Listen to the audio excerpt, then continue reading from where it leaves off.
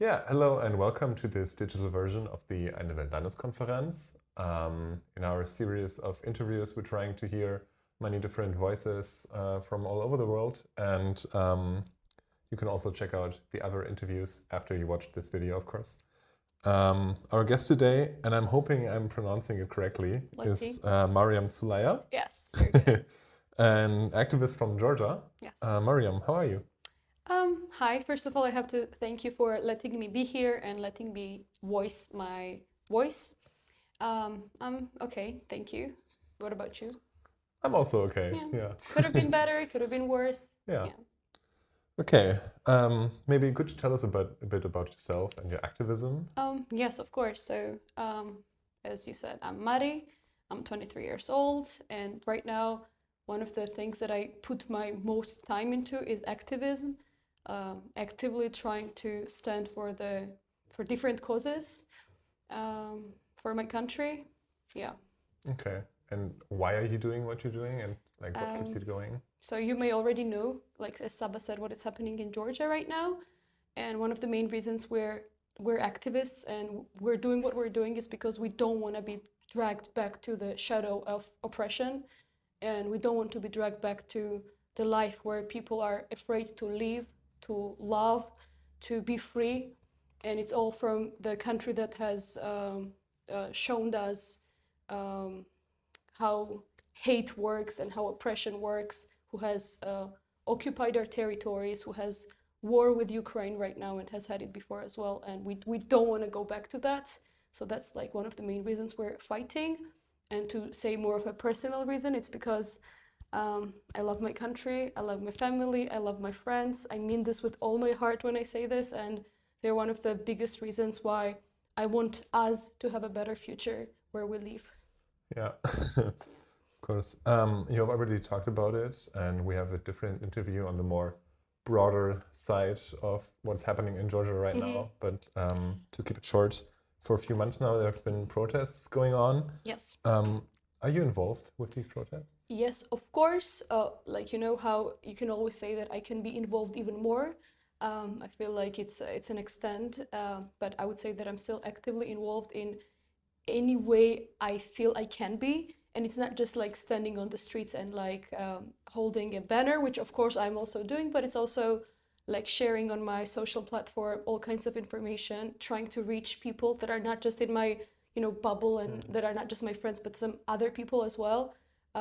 Because right now in Georgia, there's a huge problem with misinformation and huge propaganda that our government is trying to carry out. And I would say that like my activism also involves trying to reach different people and broader audience with really what's happening.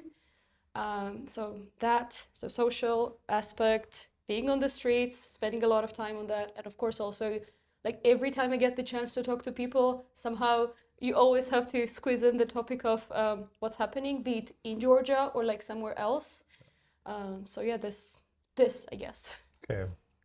Yeah, shifting to maybe like today's topic, Yeah. which is more on the side of queer activism. Yeah.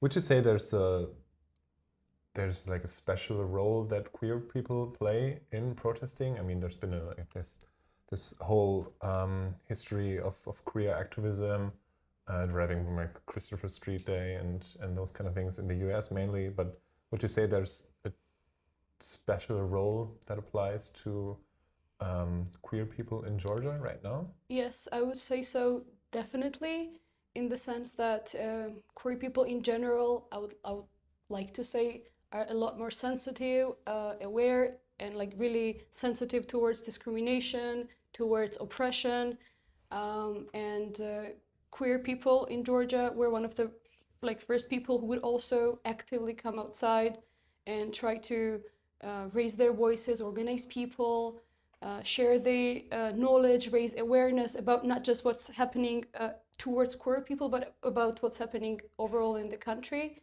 if you understand what I'm saying. Because right now the problem is so big that it does not only involve queer people or like some minorities, it involves the whole country.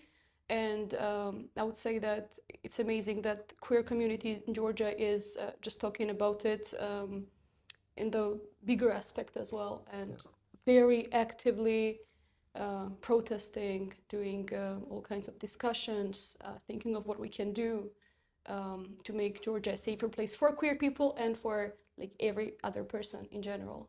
Yeah. So we'd say there's like this notion of just standing together and not really standing just for queer rights. Exactly. Like, you said it perfectly. Yeah. Okay. We have to be, and we hope that in the future when things get a little better, everybody's gonna also like stand for queer rights, and stand up for it. We hope, we see. Okay. But I would guess it's mostly young people that you're protesting with. I would say mostly, but not only.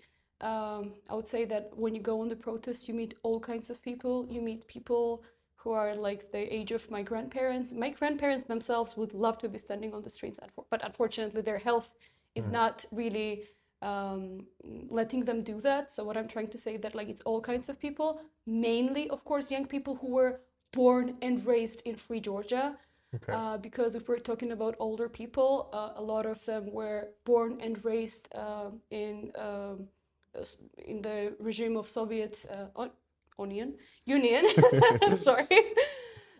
So, and me myself included, right? I was born in like free, more independent Georgia, and we know what our government is right now trying to take away from us. So of course we're more actively fighting for the cause.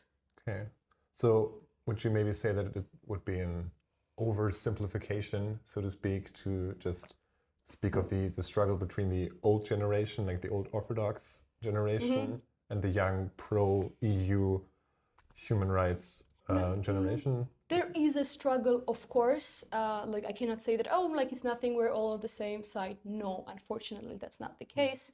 But as I said before, like that's one of the reasons. Those people were raised and born and had like completely different lives. They had like different propaganda worked on them. They live in this big fear of what can happen if you actively go and protest, if you go against your government. This fear is real because they've seen what may happen in their past. So they're usually, I would say that they're driven by fear, and young people are more brave in that sense. But yeah, of course, there is a struggle to fully understand each other, but I would say we're still trying. Like young people, of course, are more trying to be open, to have talks.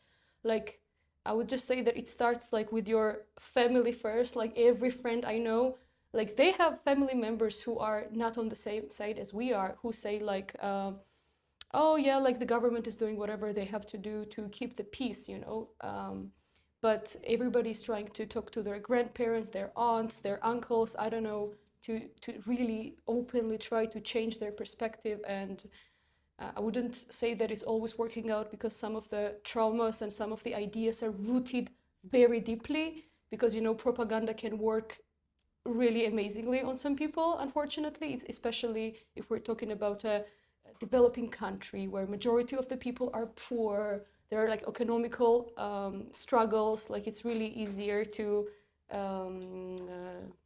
manipulate those people. But yeah, I would just say that we're still trying. Okay, so it's a lot. it's a lot to comprehend, to feel, to live with. But well, nobody ever got their freedom, democracy, like the easy way, unfortunately. Unfortunately. You just said personal activism and being active on the street. Could you maybe elaborate on like what kind of experience you have made being active and on the street? Okay, so let me think how to phrase this. So I've been an activist, I would say, for a lot of years now, because living in a country like Georgia does come with this side effect of like having to actively protest some things, because there's so much to change for the better. And yes, personally for me, for a person who's young, who would love to be like, enjoying their life, spending time with their friends, doing their job, studying without like not too much worry about what may happen in their country. That has not been the case for me or my friends for the last few years at all. Because we have to every day, like, and I mean this, like every day, think about like what is going to happen tonight, what is gonna happen in the evening, who is one of my friends gonna be imprisoned, am I gonna be imprisoned in the evening or throughout the day. So I personally, of course, go out on the streets a lot, because this is like the way of really showing, physically showing when you're against of something. And that takes a lot of your time and energy that you could be spending on something else, but then the cause is so important that me and my friends always still find time for this. And as I said before, it's not only just going on the streets, but it's also a lot of talking, raising awareness. A lot of times with maybe your friends and people you already know, but like it's just to know ways of how to reach like wider audience and to talk to them, and like people who are maybe standing somewhere in between and have not decided like, oh, like what do we think about this protest, or like, oh, what do we think about queer people in Georgia. Like you're trying to help them understand the reality. Okay. I don't know, it's hard to explain because there's so many aspects and so many points of it. Okay. Speaking of, some say that Georgian culture has been developed around these like traditional Christian Orthodox values. Definitely. And right now that the struggles for queer rights and for feminism, etc., are like these Western values that should not be a part of Georgia. Is that something you've experienced people saying, and what would you think about that? Oh yeah, so definitely. So just to give a little bit of context, Georgia is one of the first countries who adopted Christianity, and the religion itself plays a very huge role around how a lot of Georgian traditions, values, culture has been shaped. And right now, I would say that it's not that much about religion and faith, but it's the homophobia is used just as a weapon to be used by government and by the church to shift the focus of the real problems that are happening in the country. Because, you know, we have lots of problems like, I don't know, the biggest problem would probably be poverty and I don't know, horrible working conditions and no healthcare, yada yada, like a lot of problems, right? But the government doesn't want to concentrate and focus on them. So they're using homophobia as a weapon to shift the focus and make it look like it's the biggest problem a country could be facing right now, and like artificially creating I don't know, all the attention around this topic. I mean, yes, like because religion has such a huge has had such a huge part in the development of Georgian culture and values. Yes, like some people would still be, I guess, more close-minded towards LGBTQ plus community, but right now that's not the only case. It's also just the government really working on demonizing this topic. Okay. And is that something that's been going on for years and years now, or is that something like new? Because we've seen that sort of shift in other countries, for example, the US right now. But would you say that's something that's been going on for years, or Yes. is it a newer development? Unfortunately, it's something that has been going for years. So yeah, if before it was just the attitudes and behaviors of like the society towards the queer people, in 2024 the government implemented a law that is called something like a law to protect family values and children, young people, something like this. And it's of course about banning everything that involves like anything close to LGBTQ plus rights. And it's like a lot of things. One of the worst things about this is that it's like very vague, and it can mean a lot of things, like meaning like you cannot take out in the public like symbols that can be for like rainbow flags or anything like that. Of course, it bans all kinds of gender affirming anything, healthcare. So yeah, like lately, as I said, it got like much worse because it's on a constitutional level as well. But it's been a problem for as long as I can remember. Like that's also one of the main reasons we have never had a Pride March in the existence of I don't know, Georgia, which is very sad. But hopefully one day we get there. I don't know. Yeah, speaking of hopefully one day, what do you see for Georgia in the future, and especially for queer people in Georgia? Well, it's a very hard question in the sense that I think I want to answer like how I want to see it, you know, how I see it, but how I would love to see it. I would love it to be, and I hope it will be, like moving in a faster phase towards EU and away from Russia, being more independent with people who are more open to diverse communities, people who are more, I don't know, empathetic and nice and like open to queer people, where everybody can feel safer and healthier and be able to express themselves and not live in fear. And I know that we have the potential for that. It just takes a lot of effort to get there. Yeah. Okay. And finally, speaking about young activism, because this is the topic of this Landeskonferenz, would you say it's especially important for young people to take part in activism? Definitely. I would say like it's the most important like people who should be actively involved in activism, in the sense that like we have this future, right? Okay, like older people as well, but it's us who have to actively fight for what we want right now, what's important and relevant right now. Because if we don't do it, I don't think others would do it as well or put that much effort into this. And I would always try to show young people, people my age, people younger, older than me, how important it is that we fight for our rights, that we fight for our values. Yeah. Okay. I would just leave it like that because I think that's a really strong ending. Miriam, thank you so much for the interview. Thank you for being here. And thank you for giving us the space, and thank you everyone for watching and listening. We wish you all the best. Thank you. Yeah. But still, come to Georgia. We have great food, you know. Thank you for watching. And if you want to hear and see more about Georgia, we have a different interview with an activist called Saba.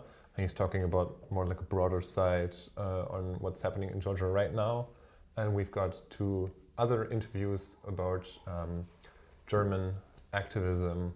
And feel free to check that out.